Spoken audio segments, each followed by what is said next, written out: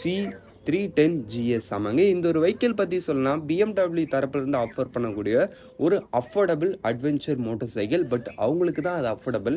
பட்னா இது நம்மளை பொறுத்தளவுக்கு இதுவே ஒரு பெரிய வெஹிக்கிள் தான். ஏன்னா ப்ரைஸிங் 4,00,000 ரூபா, இன்ஜினும் ஒரு 210cc. ஆமாங்க, இந்த வெஹிக்கிளோடைய அந்த ஒரு டிசைன் வைஸ் பொறுத்தளவுக்கு நல்ல ஒரு டிசைன் ஸ்டான்ஸில் இருக்கும். அதுலேயும் குறிப்பாக பிஎம்டபிள்யூன்றப்ப நிச்சயமாக நம்ம இந்தியன் மார்க்கெட்டில் அது வந்து ஒரு எலைட் கிளாஸ் பிராண்டுன்றதான் நம்ம மக்கள் எல்லாமே புரிஞ்சுக்கிட்டு இருப்பாங்கன்றப்ப நிச்சயமாக ரோட் அப்பியரன்ஸ் மாதிரி விஷயத்தில் நல்ல ஒரு எலைட்டான ஒரு ஃபீலே உங்களுக்கு கிடைக்கும்ன்றதுல டவுட்டு கிடையாது.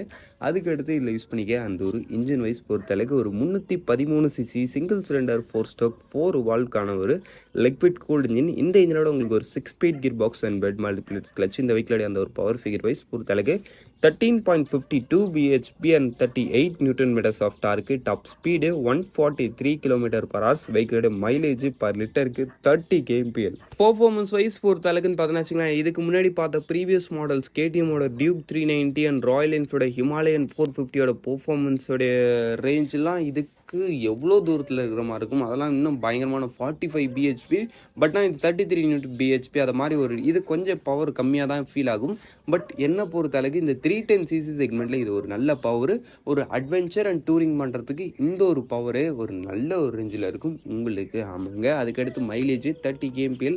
முன்னாடி சொல்லிட்டேன் இல்லைங்களா, ஒரு டீசெண்டான ரெடியூசல் மெயின்டைன் பண்ணிங்கன்னா மேபி நீங்கள் எடுக்கலாம். அதுக்கடுத்து braking setup front and back both disc brake with dual channel ABS. வண்டியோட total weight 175 kg. Seat 835 mm. Design நல்லா இருக்கும்.